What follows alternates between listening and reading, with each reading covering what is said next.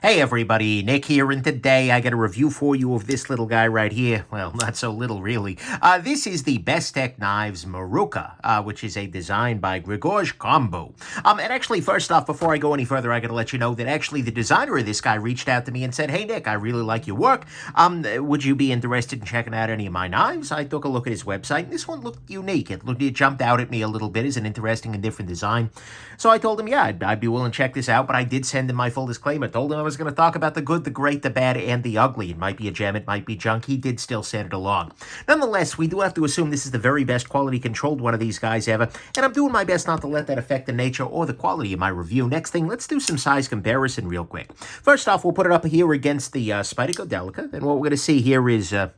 yeah, it's a pretty big knife right here. We'll put it up against the Ontario Rat number 2, and we'll find out that, yes, this is indeed a pretty big knife. We're going to put it up against the Spyderco PM2, which is, in this case, wearing a fancy set of scales, but nonetheless, it remains a very big knife right here. And then finally, I'll put it up against a ruler, which will give you an even better sense of the magnitude we're talking about here. We're going to see that this guy comes in just a hair over 9 centimeters, someplace in the vicinity of 3.75-3.75-ish inches. So it's a big old blade on this guy, and a relatively big old knife. It's also reasonably thick. Well, perhaps unreasonably thick. Either way, if we take a look at the PM2 here, and again, wearing some custom scales, this guy is substantially thicker than that. So this is a very thick knife. So anyways, let's go ahead and take a look at this. Oh, finally, I guess a note. This is a design by Gregorz Kombou, and I'm so sorry about butchering your name there, Gregorz. I'm trying my best. But nonetheless, this is one of his designs, and you can actually see in there that does say Kombou, C-K-O-M-B. Anyways, it's an interesting piece, and he's done a couple of interesting... He's one of those designers out there that you look at it and you're like, oh, your work is different. And so that's kind of cool. So let's go ahead and jump into the good, the great, the bad, and the ugly of this very interesting knife. So on the good side to start with, this guy, when I first took a look at it, I thought for sure this was going to be one of those that cuts you when it's closed, because you've got a relatively thick blade in a relatively thin amount of handle in this dimension. It actually turns out it's been done well, right? It's been done right, such that there is a gap right here in the blade itself. This choil here is as much a not cut you when closed choil as it is a finger choil. But anyways, so as a result, there is absolutely no way you can cut yourself on this knife when closed. The tip nestles in under and behind this little area here. It's a smart little detail, and it was one of the things that was immediately like, oh, I don't know, I'm going to need to see that from a different angle. But turns out they did that well, so I appreciate that very much. Next thing, this guy does hang well in the pocket, right? This has a pocket clip on there, and although the depth of it is not a particularly deep carry clip with this much of the knife hanging out over your pocket there, it does hang in a nice way because the clip is kind of oriented such that the blade is going to hang off to the side here. And in your right pocket, that means this is going to be up against the side of the fabric there, and the flipper tab is going to be well out of the way. So even though it is pocket packing a little bit, it is so far angled away from other things in your pocket that it's not really a big concern. So that's good. Ergonomically, next thing, this is actually surprisingly good, right? A lot of times when you get these knives that look very much designed, the ergonomics can suffer, but actually this works pretty well, right? He's done a nice job of having a clip that is both contoured, so it maintains an overall cylindrical effect, yet with the bend to it, it becomes, some very cylindrical feeling knives are very easy to rotate in the hand, kind of on this dimension, but this doesn't do that because there is as much kind of bananosity to it, I suppose. Maybe curve is maybe the better word. But anyways, because it's got that whole banana thing going on, it doesn't really want to rotate in the hand, and it works quite well. It feels pretty good. And with my relatively small hands, I could even choke up and use this as a finger choil if I want to, although that's probably not going to work for a lot of people. Next thing, also the balance on this guy is surprisingly reasonable. Again, I figured this would be a little bit more, anyways. So there's that. Next thing, blade on this guy. This is an M390 blade. You can see here it says M390 right at the top there, and although it is a very, very thick blade, it actually does come to a respectably thin edge at the tip here. Put this guy up against, for instance, the Spyderco Delica, and we'll see that although the edge, the stock thickness is markedly much more so, at the tip it ends up being about the same, and so that means that this is going to be a relatively fragile tip, so if you're planning to hammer this through concrete, well, don't. But more importantly, they actually did a reasonable job of bringing this edge down to reasonable thinness. I'd still like to see this blade stock a little thinner just to make the knife itself a little bit thinner, but at the same time, yeah, it's kind of nice. Next thing, in terms of opening, you get a couple of different options to open it. I mean, the easiest way is the flipper tab, which is a perfectly fine action. Works very well unassisted, but there is also the option to, you can see there's this little cutout here in this little groove. If you can get your finger in there, and I use my index finger, you can use that to pop the knife open as well, usually with a little bit of wrist on there. It works. Oh, not quite. I'm not as good at this. This is not my preferred method. But nonetheless, it does open. It does work. And so that's nice. And the action on the whole is quite smooth. Right? This is a very reasonably smooth knife here. It's not so incredibly drop-shutty as to be, oh my god, unsafe. Especially, and I say that because this is one of those knives where you don't really, it's kind of hard to put your finger underneath the flipper tab as you bring it back. So you need, there's a little bit of slowness that is safety in this particular case. And finally, on the good side, I gotta say the construction on the whole is quite good, right? They've done some intricacy in the machining of this guy, right? We see intricacy in the backspace, so we see intricacy here in this step work, we see this line milled out here. We see a fair amount of intricacy, but at the same time, I gotta say, it's been done very, very well. Bestech is doing nice work. I am very impressed with the machining here. Even this pivot, for instance, you can see here, I'll kind of zoom in a little bit, but, yeah, that looks quite good, right? A lot of this machining is of very high quality, and so I gotta say, I very much appreciate the construction here, as with the smoothness, as with the internal milling, which is something that you can see inside there, as well as there, which is one of the ways that they're able to keep the balance, where it's at. I was very impressed with the construction of this guy overall. So to me, all of that is the good, is that it's nicely made. It can open with either the flipper tab or the groove slash hole here. It's got a nice blade, although a little on the thick side. The ergonomics is surprisingly good. It hangs well in the pocket. The blade on this guy is oddly safe, even though it looks like it could probably cut you when closed. On the great side, to me, this is a pretty unique design, right? This is different. It's doing its own thing, right? And it's got a lot of nice little details here, in addition to the line work that we're seeing everywhere, as well as the backspacer, which mirrors this kind of back and forth line work going on here. We have that same kind of motif going on over here. We get this very custom pivot, which I've already shown off, but it is, in my estimation, quite attractive. You have the nice milling here. You've got a clip that is very clearly designed to this knife, and you also have a slight contrast in color.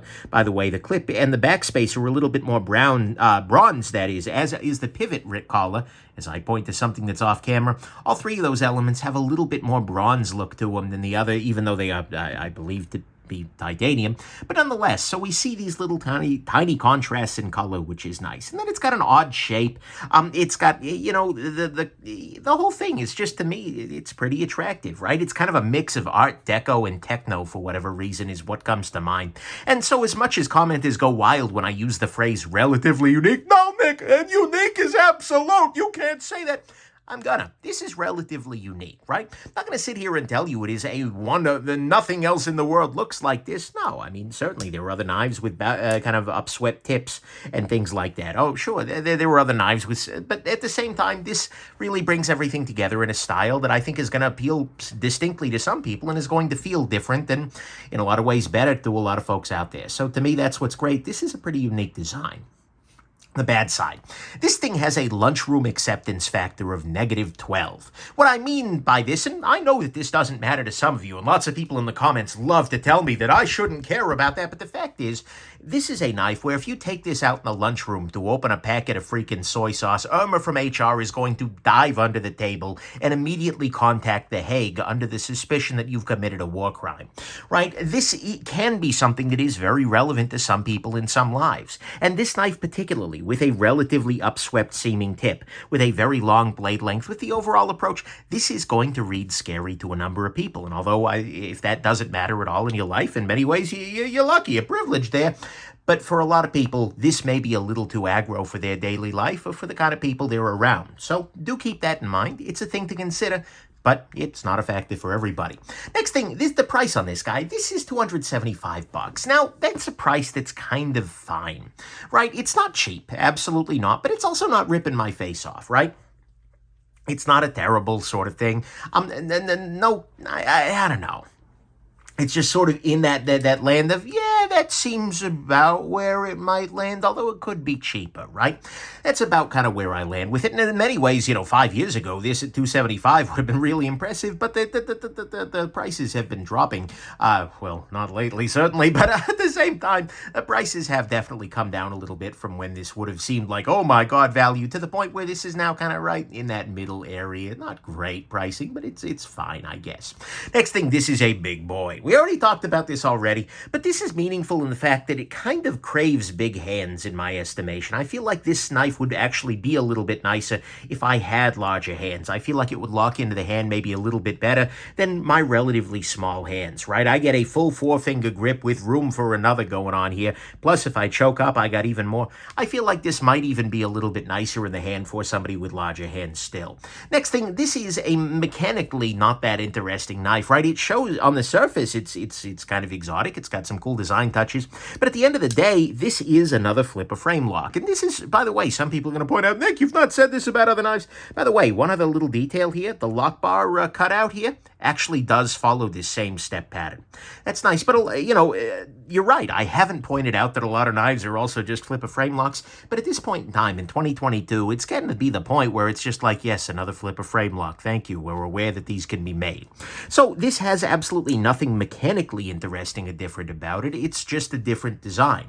That's fine, but all the exotic is style rather than function. And at the end of the day, function-wise, I think this knife would be a little bit nicer with a slightly thinner blade, right? They come out to a nice thin tip at the end here, thanks to a fair amount of distal taper, but at the same time, if this were a little bit thinner overall, it would carry a little bit better. I don't know. I feel like they could have innovated a little bit more on functional fronts as well, rather than just producing another relatively thick-bladed flipper frame lock there. Not a terrible thing, right? I'm kind of nitpicking here, but at the same time, yeah, so there's that. Next thing, the groove on this guy. Grooves on blades can be very nice if you like to flick blades open, certainly, but at the same time, especially given that there's a flipper tab here, what this is more often going to do is capture crud, right? If you're cutting cheese today, you're going to have cheese in the groove, and if you're opening an oil can tomorrow, you're going to have oily cheese in the groove, right? That's kind of a thing. Is it the end of the world? No, absolutely not, but it is definitely a thing there to keep in mind. Next thing, finger choil, or more likely safety choil, in that this is what's preventing the blade from sticking up into this region right here, is not particularly large.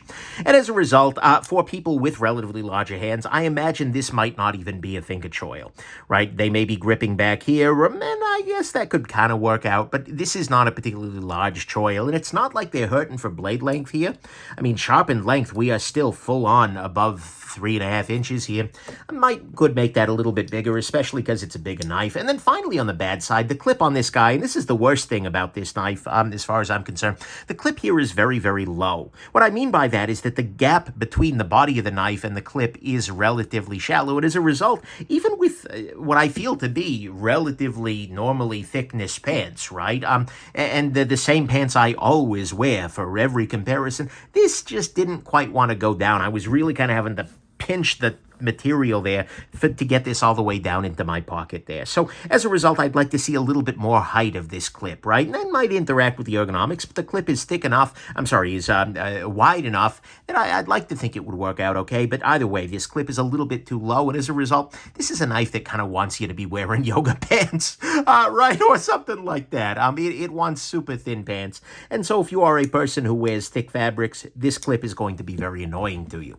So to me, all that's the bad is that the clip is just a little bit, the clip is just too low. The finger choil, not particularly big. It does have the groove, which is going to capture crud. It is mechanically just another flipper frame lock, and we've had a bunch of those. It's a big boy. It's $275, which is not terrible, but it's not value either, but it's kind of whatever. And then this has a lunchroom acceptance factor of, oh my God, which is not going to be great for a lot of people. On the ugly front, I was borderline about putting the clip there. It works, but it could be, that should be revised, but it's not quite bad enough to be ugly. So final conclusion, you know what? I like this knife. It's interesting, and that's kind of where I land, right? Because the construction-wise, it's done safely, it's done well, it pockets well, it's got good ergonomics, a nice blade, if a little thick. It's got smooth, versatile action, good construction, and a design that is pretty unique. This is absolutely going to send Irma from accounting diving under the table in the lunchroom. It is not cheap. It is not ripping you off either. It's big. It's mechanically kind of yet another 40-degree day sort of thing from the from the knife-making world. The groove is going to collect crud, the finger choil, not kind of large fingers. The blade's a little on the thick side, and the clip is a little bit low for some pockets. For me, personally, no risk of this guy sticking around, but that's because it is big and huge and aggro, right?